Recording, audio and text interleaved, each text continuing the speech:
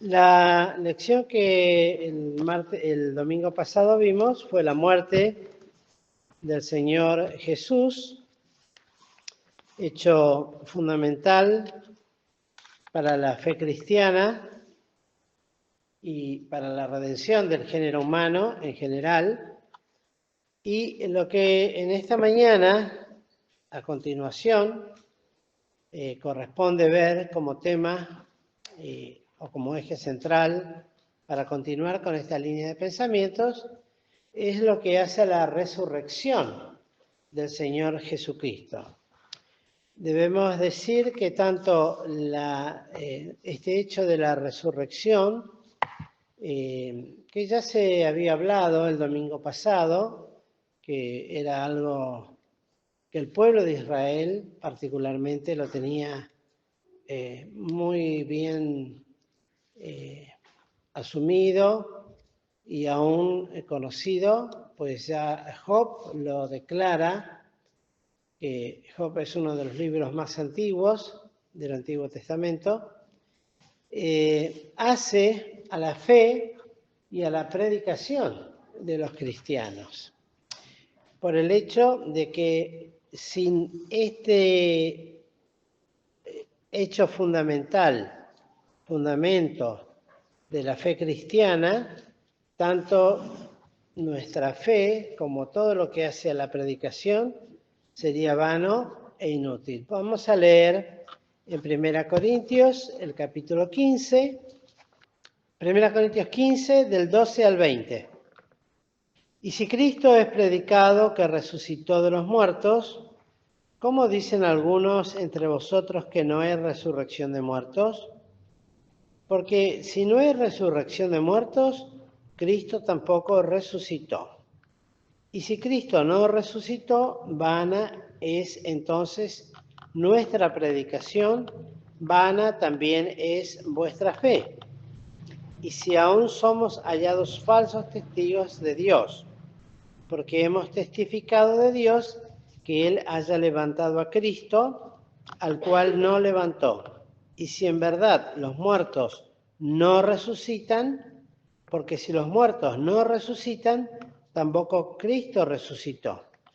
Y si Cristo no resucitó, vuestra fe es vana, aún estáis en vuestros pecados. Entonces también los que durmieron en Cristo son perdidos. Si en esta vida solamente esperamos en Cristo, los más miserables somos de todos los hombres. Mas ahora Cristo ha resucitado de los muertos, primicia de los que durmieron es hecho. Es todo un compendio de teología, podríamos decir, esta declaración encerrada en el contexto del capítulo 15 de Corintios, donde se habla tan claramente el apóstol y lo resume de esta manera. Mientras leía en esto, uno podría pensar sencillamente, entre tantas cosas que contiene esto que hemos leído, cuando dice que si en esta vida solamente esperamos en Cristo, nuestra fe vana y todavía estamos en nuestros pecados y estamos condenados, ¿verdad? Y pensaba en todos estos movimientos donde realmente ya no se habla de la resurrección de Cristo.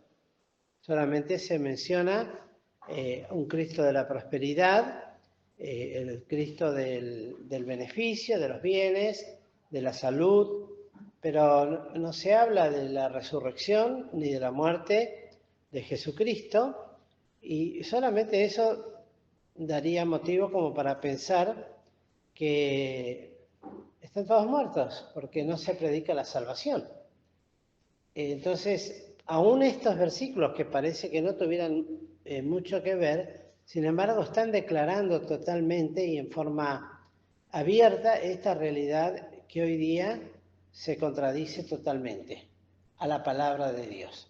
Pues predicar un Cristo de bendiciones, un Cristo de salud, un Cristo de felicidad, un Cristo que arregla los hogares, pero no se habla de su muerte y consecuentemente de la necesaria resurrección, que es la respuesta de Dios a todos los ataques diabólicos y a toda la obra diabólica, es inútil, no tiene sentido. Pierde totalmente sentido el hecho de que estemos acá, porque todavía estaríamos en nuestros delitos y en nuestros pecados, estaríamos perdidos, quiere decir eso. No seríamos salvos, no tendríamos la salvación eterna. Entonces, la resurrección de Cristo es el sello de aprobación, de concreción de todo esto.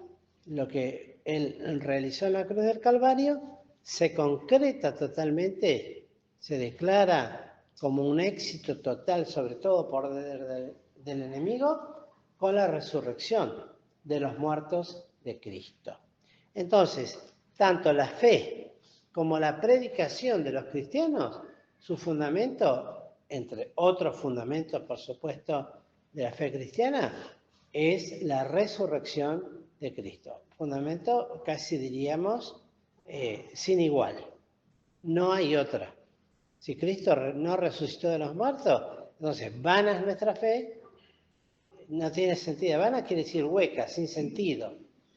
No sé qué nos uniría realmente si Cristo no resucitó de los muertos. Si no tuviéramos el mismo espíritu, porque por la resurrección de Cristo que tenemos el mismo espíritu, no sé qué nos uniría, ¿verdad? Porque cada uno estaría mejor haciendo sus propias cosas, viviendo su propia vida o siguiendo sus propios gustos o deleites o cosas. Sin embargo, lo que nos une es este hecho fundamental. Cristo resucitó de los muertos. Primicia de los que durmieron es hecho. Tal situación tenía que llegar a ser una realidad totalmente absoluta en los discípulos que presenciaron la muerte de Cristo y su colocación o la colocación de su cuerpo en el sepulcro. No bastaba solamente con que ellos vieran que Cristo fuese levantado y muerto. Al contrario, ese hecho en muchos de ellos más bien fue una cuestión de depresión, podríamos decirle hoy, para encontrar una palabra, y de decaimiento, tanto que muchos de ellos, o prácticamente todos, volvieron a sus antiguas tareas, la mayoría eran pescadores, otros volvían a sus distintos lugares, estaban los que iban camino de vuelta de Emaús, es como que perdieron toda esperanza, ¿no? Aunque ellos sabían y él había dicho que sí, que resucitaría el tercer día, pero bueno, pero ¿quién puede resucitar de semejante muerte? Estar colgado en ese madero, ser clavado con una cruz, sus manos y su costado y sus pies perforados, golpeados. Realmente para ellos fue devastador, gracias por la palabra. Realmente se les vino abajo toda su esperanza, porque en realidad lo que ellos esperaban no era el reino de los cielos, era un Cristo que los librara del poder del yugo gentil de los romanos. Pero, por supuesto, Cristo vino para cumplir otros planes, otros propósitos más grandes que esos, que era la redención del género humano, la salvación de cada uno de aquellos que habrían de creer en Él en ese momento y a través de todos los tiempos, aún por la palabra de los que seguirían predicando el Evangelio a través de todos los tiempos. Entonces, esto era necesario que los discípulos pudiesen tenerlo bien. Fíjense en Mateo 28, estos versículos son conocidos, pero los tenemos que leer para que veamos lo necesario que era para ellos que Cristo se les presentara resucitado. ¿Para qué? Para que los apóstoles tuvieran una total seguridad, porque después comenzaría el ministerio de ellos con las distintas personas y las gentes y cumplir el ministerio. En el capítulo de Mateo 28, 18, si alguien me ayuda y lo quiere leer, desde el 18 hasta el 20. Llegando Jesús, le habló diciendo: Toda potestad me es dada en el cielo y en la tierra. Por tanto, id y doctrinad a todos los gentiles, bautizándolos en el nombre del Padre y del Hijo y del Espíritu Santo, enseñándoles que guarden todas las cosas que os he mandado, y he aquí, yo estoy con vosotros todos los días hasta el fin del mundo. Amén. Bueno, este pasaje que hemos leído es uno de los tantos.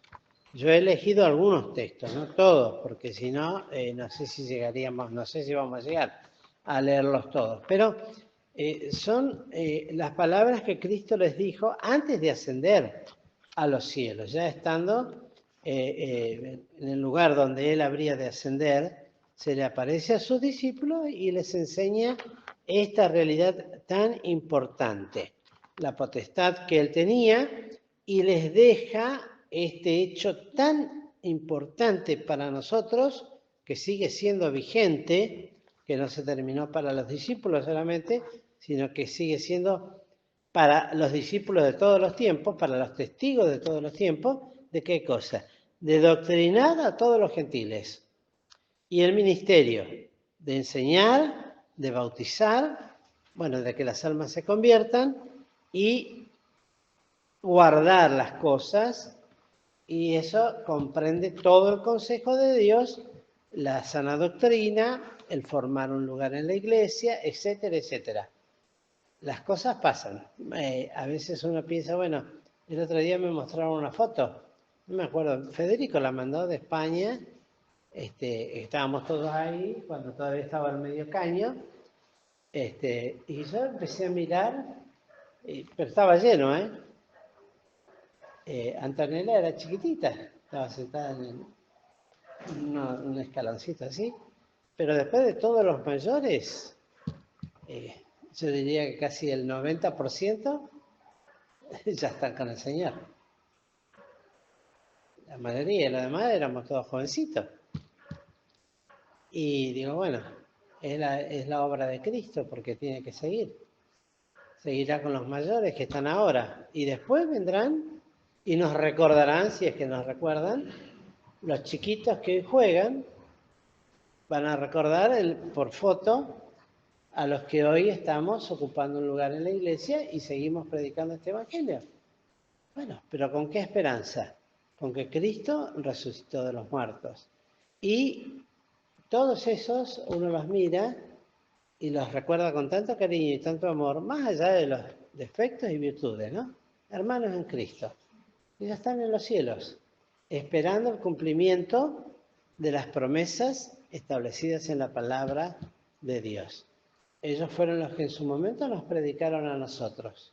Hoy nosotros les predicamos a los que vienen. Y los que vienen les predicarán a otros, cuando ya nosotros no estemos, porque eso indefectiblemente va a suceder. En algún momento, bueno, todos los de nuestra generación empezaremos a ser removidos, levantados con Cristo, a juntarnos con los que ya están en los cielos, y las generaciones que están, ellos serán los que seguirán predicando y tienen que tener esta seguridad. Lo mismo les sucedía a los apóstoles. Ellos tenían que tener la plena, la total seguridad de hacer esta afirmación, que Cristo había resucitado de los muertos. Por eso Pablo le decía esto a los corintios. Si Cristo no resucitó, vana es entonces nuestra fe. Si Cristo no resucitó, no podría existir esa foto que vimos. Y menos aún tener los recuerdos que tenemos. Y como sucede en nuestra congregación, sucede en todas las congregaciones. En la mayoría de nuestras iglesias que nacieron allá por la década del 50, del 60, hay iglesias en las que ya no están los miembros fundadores. No existe ninguno. Nosotros todavía sí, porque dentro de todo somos una iglesia que tiene 30 años de fundación, más los años de anexo. Pero, por ejemplo, en la iglesia en Buenos Aires, que es la iglesia donde surgió el movimiento espiritual, Adelfia, Filadelfia, son todos gente nueva, mayores sí, pero es toda una nueva generación. Todos ya los que tuvieron que hacer, hicieron y ya descansan con el Señor. Entonces, Esto es lo importante, por eso se mantiene, porque no depende de una obra hecha por un hombre o por los hombres. Es una obra hecha por Cristo, efectuada, y esa victoria entonces hace que todo esto tenga un verdadero y real significado. Por eso luego, en el libro de los Hechos, ya luego de que el Señor le hablara estas cosas, en el capítulo 1,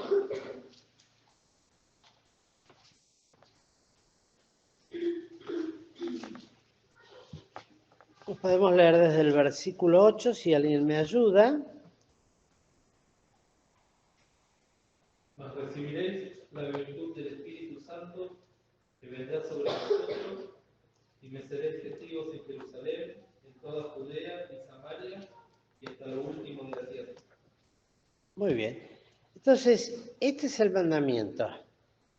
Y tal hecho es importante que el Señor Jesús, cuando resucita, el domingo pasado se hizo mucho énfasis en el hecho de que cuando Cristo muere, realmente sufre una muerte real, genuina, no es simbólica o aparente o en parte.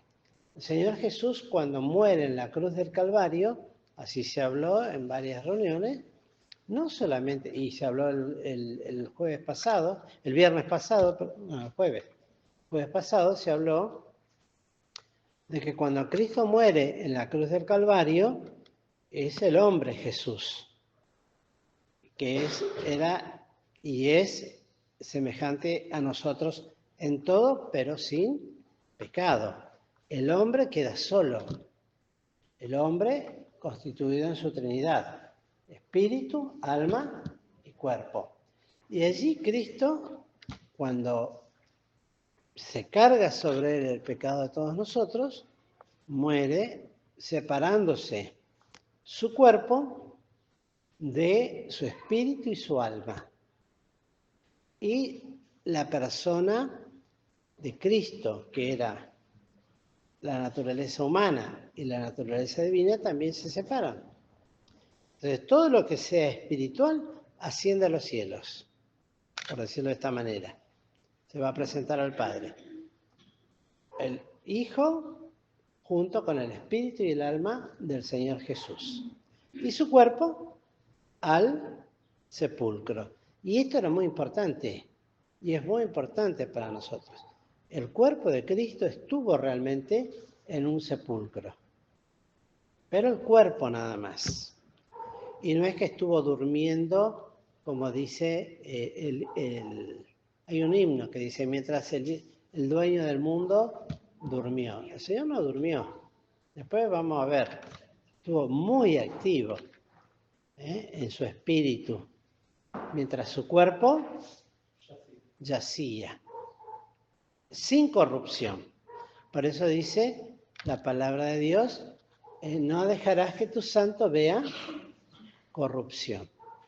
El cuerpo de Cristo en ningún momento sufrió la corrupción que sufre aquel que fallece. Ahora bien, era importante que ellos tuvieran esa total y real convicción también del hecho de que estuvo en el sepulcro. En San Juan, el capítulo 20 que hemos leído, así lo recalcan varias veces la palabra de Dios. Fíjense, solamente en el versículo 1 lo menciona 2 veces. ¿Quién lo quiere leer? San Juan 21. Y el primer día de la semana, María Magdalena vino de mañana, siendo aún oscuro, al sepulcro, y vio la piedra quitada del sepulcro. Ahí está. 2 veces, ya, sencillamente. Y luego, aún los ángeles, que tuvieron una participación muy importante en este hecho, así lo anuncian. Fíjense en Mateo, en el libro de Mateo, a ver, 28, el 5 y el 6, lo pueden leer. Mateo 28.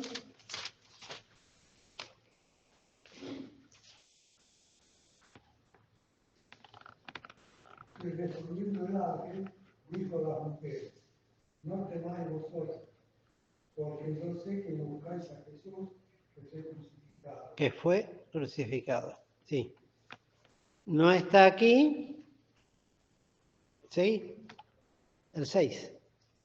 No está aquí, porque la resucitado, como dijo, venid, ved al lugar donde fue puesto el Señor. Bueno, era el sepulcro.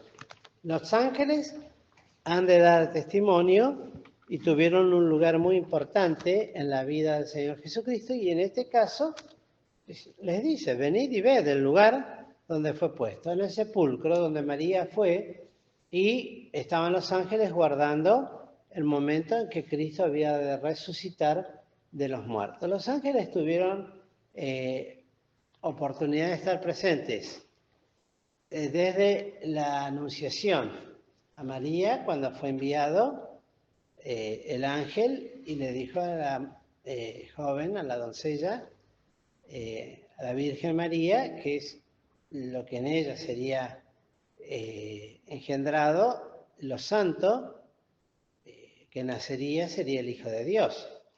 Luego, en Navidad, cuando los ángeles entonan desde los cielos las alabanzas y la gloria a Dios por la bendición del nacimiento del Señor Jesucristo. Presente en el desierto, cuando el Señor fue tentado y los ángeles vinieron y le confortaron. Presentes también en el Getsemaní, cuando el Señor, orando, derramando y epiagonizando prácticamente, allí los ángeles también se presentaron y le confortaron, o sea, lo reanimaron para que pudiese llegar al lugar que tenía que llegar, que era la cruz del Calvario. Y luego, cuando resucita de los muertos, también están presentes para dar testimonio a las mujeres. ¿A quién buscáis? El que buscáis ha resucitado, así dice, ¿no? Ahí en Mateo. A ese que buscáis ha resucitado de entre los muertos. ¿Y dónde estaba? En el sepulcro. No está aquí, porque ha resucitado como dijo. Venid, ved el lugar donde fue puesto el Señor. Dan testimonio claramente de esta realidad. Por supuesto, este hecho no solamente es anunciado por los ángeles, a los apóstoles esto les quedó totalmente asegurado y firme en sus corazones, y así lo testifica, bueno, el apóstol Pablo, aunque él no estuvo presente en el momento de la resurrección, pero sí cuando se le aparece y luego lo instruye y recibe del Señor todo lo que después él predicaba, y así lo hace, fíjense ahí en Corintios, en el libro de Corintios, cuando habla y dice, ahora ya les digo, porque no me propuse saber otra cosa entre vosotros. 1 Corintios, el capítulo 2.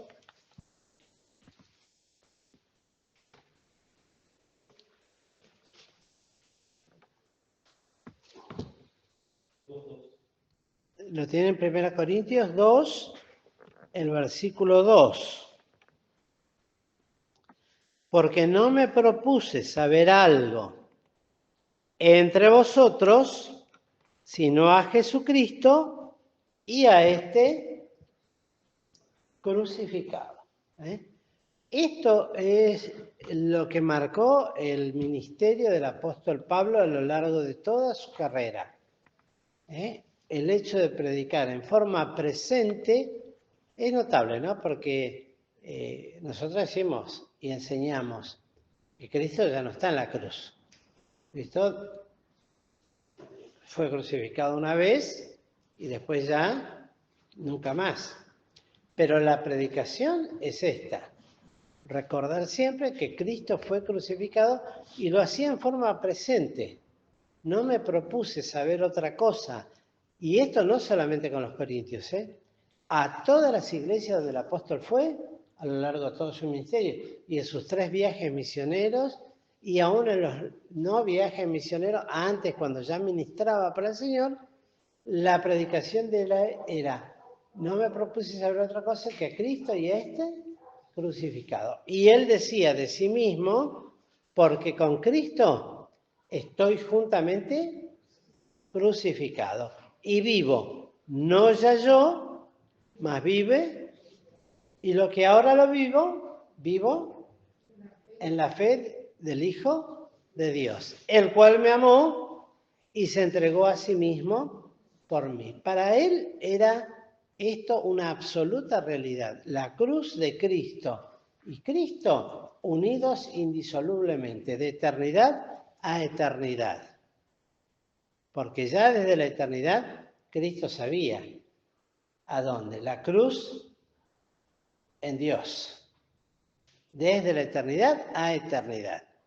Porque así también se va a entonar cuando estemos en los cielos y en el reino de los cielos, y luego después también en el Apocalipsis habla al que fue inmolado, al crucificado, al Cordero de Dios. Los ángeles entonarán al digno, al único digno, que pasó por esa experiencia. Por ende también los demás apóstoles así lo hacían, y aún en forma muy clara. Fíjense en San Juan, en Primera Juan, perdón, uno de los que podemos hablar, en la primera epístola del apóstol Juan, capítulo 1, podemos leer del 1 al 3. ¿Quién lo puede leer? A ver, ¿quién? Lo que era desde el principio, lo que hemos oído, lo que hemos visto con nuestros ojos, lo que hemos mirado y tocado en nuestras manos tocante al verbo de Dios. Porque la vida fue manifestada y vimos y testificamos y anunciamos aquella vida eterna, la cual estaba con el Padre y nos ha aparecido. Lo que hemos visto y oído, eso anunciamos, para que también nosotros tengáis comunión con nosotros. Miren ustedes, ¿no? Qué seguridad para escribir esto. Y esto quedaría para la iglesia de todos los tiempos, no solamente para los de el tiempo del apóstol Juan. En contra, principalmente, de tantos movimientos racionalistas religiosos que han atacado y siguen atacando permanentemente la realidad de la resurrección del Señor Jesucristo.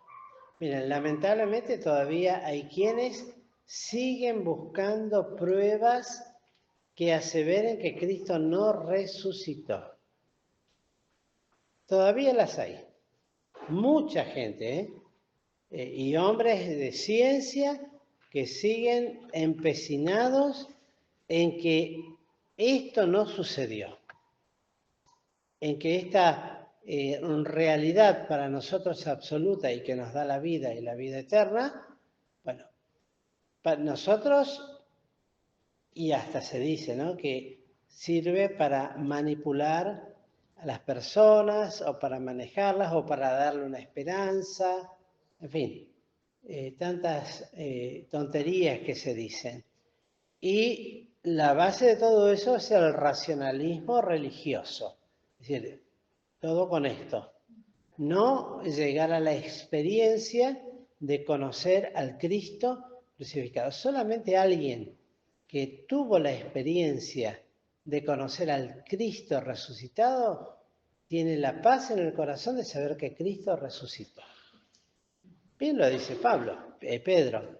Alguien no lo hemos visto. Si bien por un lado ellos le habían visto y le habían tocado y le habían palpado, pero después los seguidores no. Una vez pasado el tiempo de los apóstoles y de los primeros discípulos, los demás, nosotros, por ejemplo, ¿qué seguridad tenemos que Cristo resucitó? La seguridad es la Escritura, pero esa Escritura, bendita de la palabra de Dios, tiene virtud de vida. Entonces, cuando un corazón penitente, pecador, se da cuenta de su necesidad y recibe el mensaje de salvación y recibe esta palabra de que Cristo resucitó de los muertos, bueno, se produce la virtud de salvación. Esto es un milagro y es por fe, es por fe. No se puede entender racionalmente.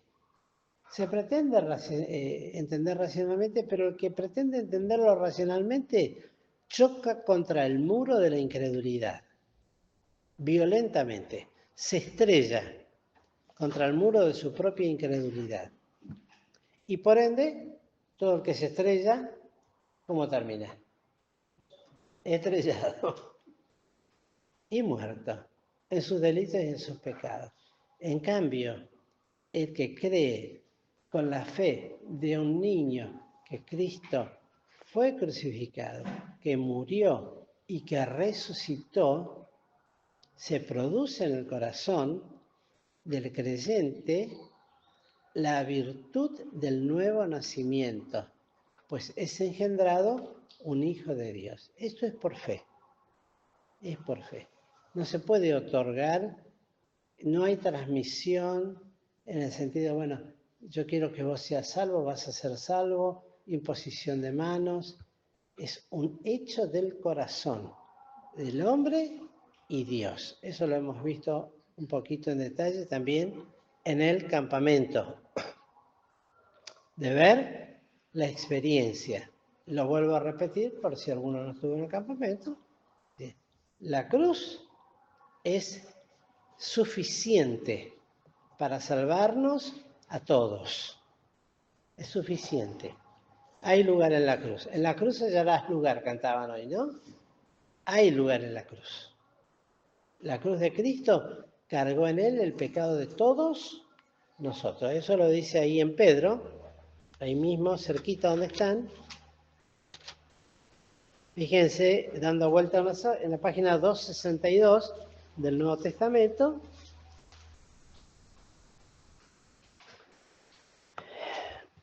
Primera Pedro 2, verso 24. ¿Quién lo quiere leer? Fuerte y claro. El cual mismo llevó nuestros pecados en su cuerpo sobre el madero, para que nosotros, siendo muertos a los pecados, vivamos a la justicia, por la herida del cual habéis sido sanados.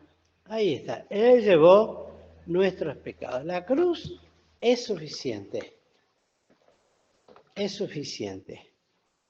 Alcanza para toda la humanidad. Desde el primero al último hombre. Cristo cargó en él el pecado de todos nosotros.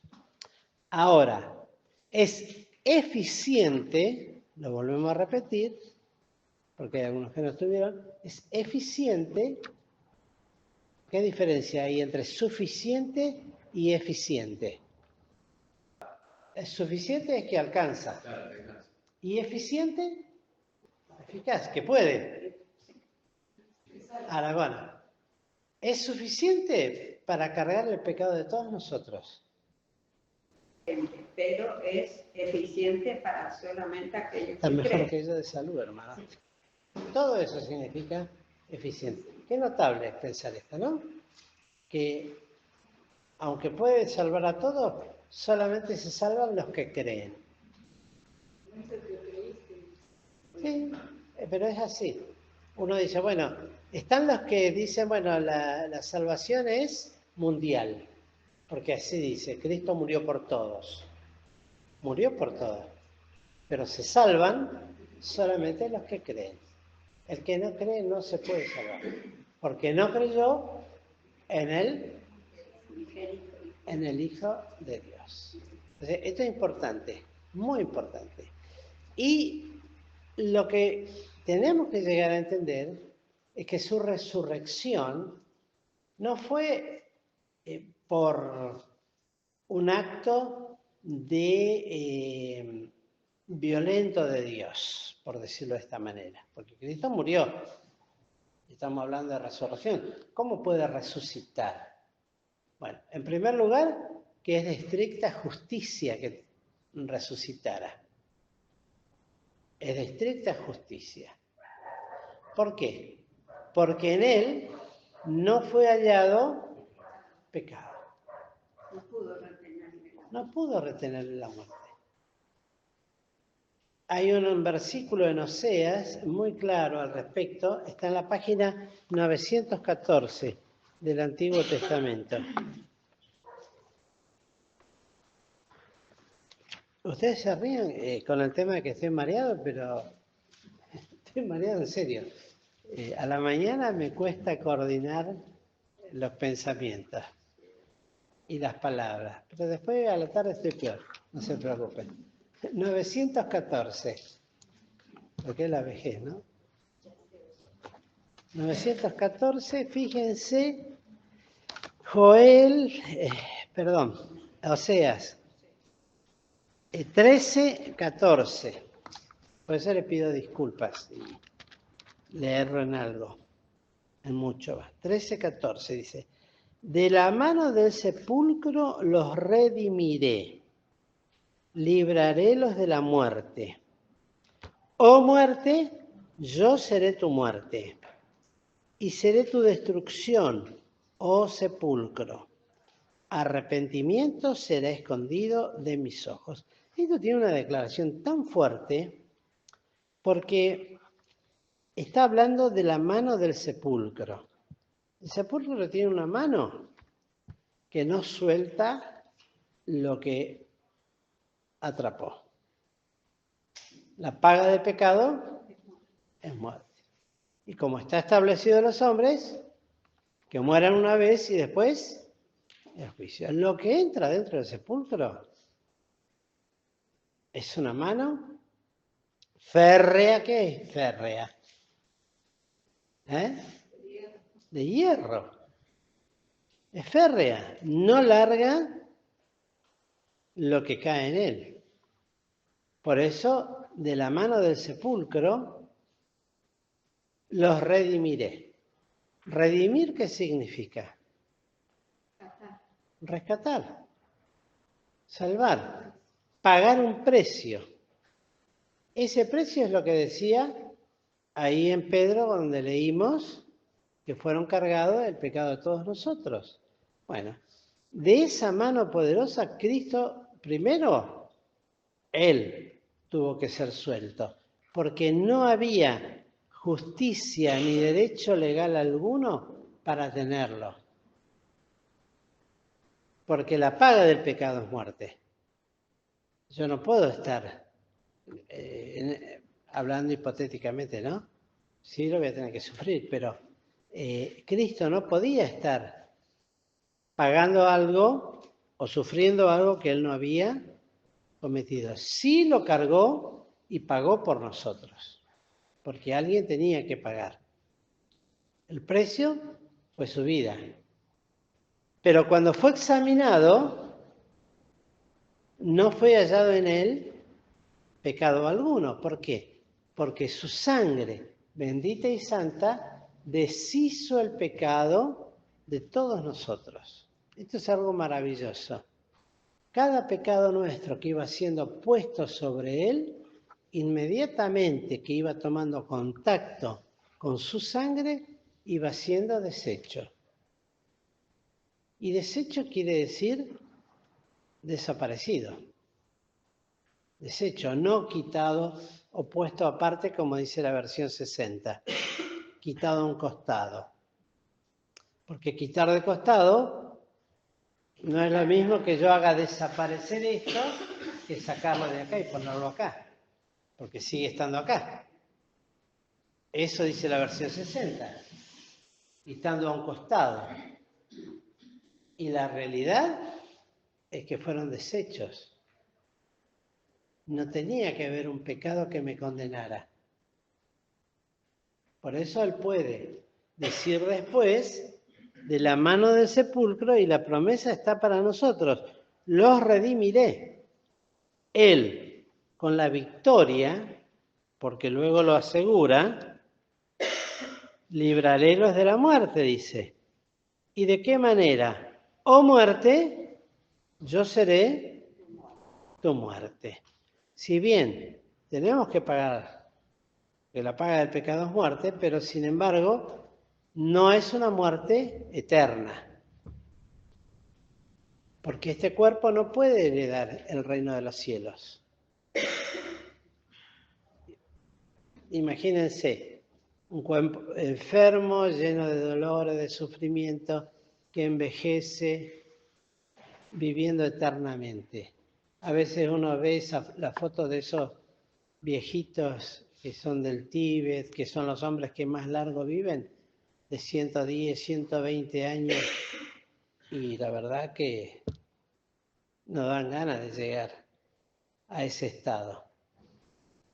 Imagínense más. Por eso tiene que ser librado nuestro ser de esa situación, pagaremos el precio y luego la promesa. ¿De qué?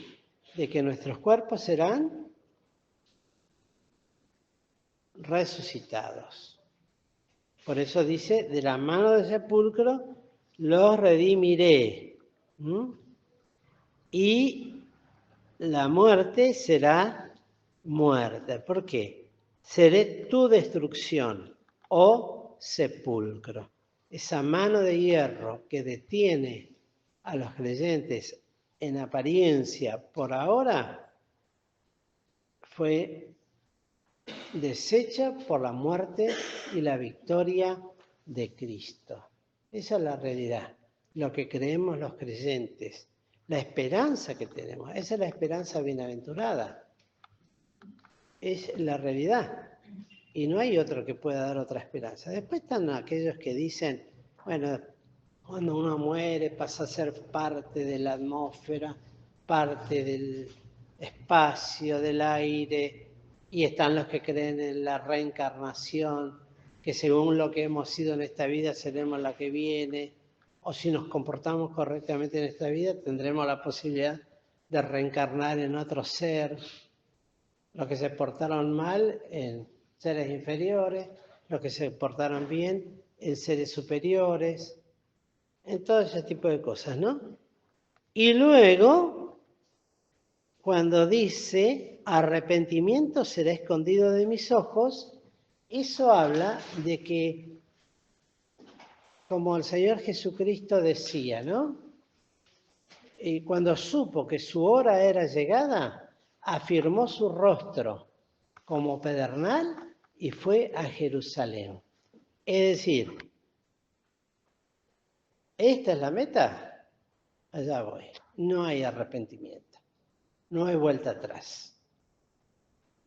Lo que está establecido por Dios desde la eternidad, la redención y la salvación de todos aquellos que creyeron en Él, es firme. Y Cristo lo va a cumplir. No hay vuelta atrás. No hay poder que lo haya hecho volver atrás, que lo haya hecho arrepentir.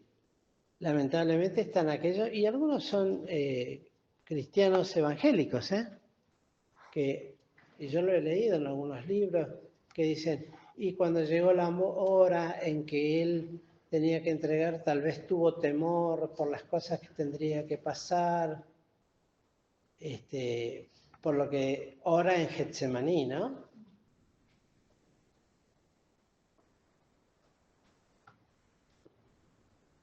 Y de esa manera cuestionan la obra de Cristo. Pero la realidad es que Cristo no se arrepintió, gracias a Dios, no tuvo ni la más mínima duda, mínima, ni pasó por su cabeza eso.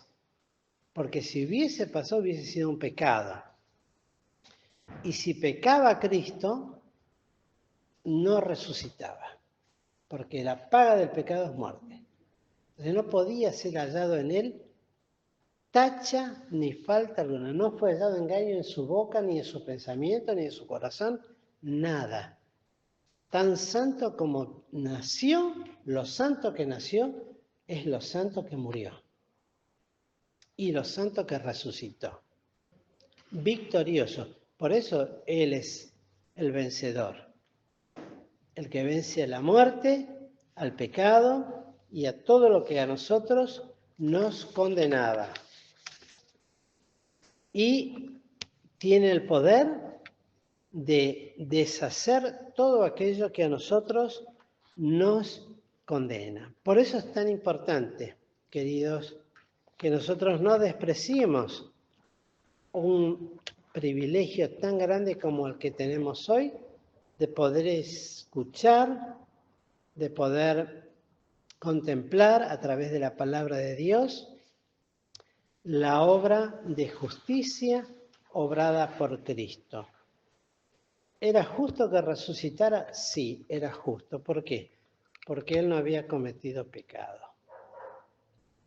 ¿Era legal? Era legal. Porque Él no había infringido ninguna ley que lo condenara. Porque el pecado es transgresión de la ley. Y Él nunca transgredió ninguna ley. Por lo tanto, no había pecado en Él. Eso es algo que nos tiene que quedar claro y no debe haber dudas en nuestros corazones. Muchas veces, lamentablemente, rebajamos a Cristo a nuestra condición, pobres y miserables pecadores. Él se hizo igual a nosotros. La diferencia es que se guardó a sí mismo para no pecar. ¿Podía pecar? Sí, podía pecar. Porque era un hombre que podía pecar como hemos pecado todos nosotros, pero se guardó a sí mismo. Algunos dicen, bueno, pero era el Hijo de Dios y como Dios no podía pecar. Como Dios no puede pecar, pero como hombre sí. Y por eso fueron siempre los ataques certeros que intentaba Satanás clavar en él, porque ¿qué es lo que potencia el pecado? El aguijón de la muerte. Es el pecado, es el aguijón, lo que clava el diablo. Bueno, eso nunca pudo en Cristo, porque no le dio lugar jamás. No permitió. Apártate de mí, Satanás, porque me eres escándalo. Cristo sabía a qué había venido y no iba a permitir que nada de eso interfiriese en la bendición tan grande y en el gozo tan grande que le fue propuesto, ¿de qué? De redimir a muchos hermanos, de redimir a muchas almas que creyesen en él. Ay de nosotros, si Cristo hubiese dudado un segundo, realmente no tendríamos la más mínima esperanza. Nada. Pero Cristo tenía que hacerlo. Por eso, y la palabra de Dios lo dice a quien no sea, ya lo dice cuántos miles de años antes, cientos de años antes. De la mano del sepulcro los redimiré, los salvaré, les daré vida eterna. Todo eso significa redimir y darnos la vida.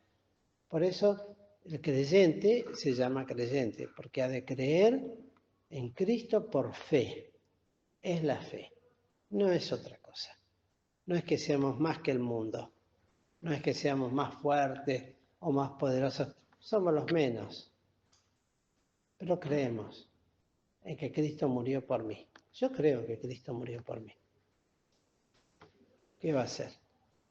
Lamentablemente para muchos es la esperanza que tengo. Yo sé que Cristo murió y murió por mí, porque yo soy un pobre y un miserable pecador que necesita un Salvador. Que sin Cristo estoy muerto en mis delitos y en pecados. Y me aterroriza pensar el vivir una eternidad, aunque todavía no lo he visto, pero de solo pensar vivir eternamente sin Dios, eso me aterroriza. Bueno, las demás cosas el Señor las irá realizando en nuestra vida, pero esta es la esperanza del Evangelio. Por eso era tan importante que los discípulos tuviesen toda esta seguridad de salvación y de la resurrección de Cristo. Qué preciosa experiencia para ellos y qué importante que fue, que lo sostuvo para luego predicar a las iglesias y que hoy llegase a nosotros para que nosotros pudiésemos seguir predicando de esta manera. Que el Señor pues nos bendiga, queridos hermanos.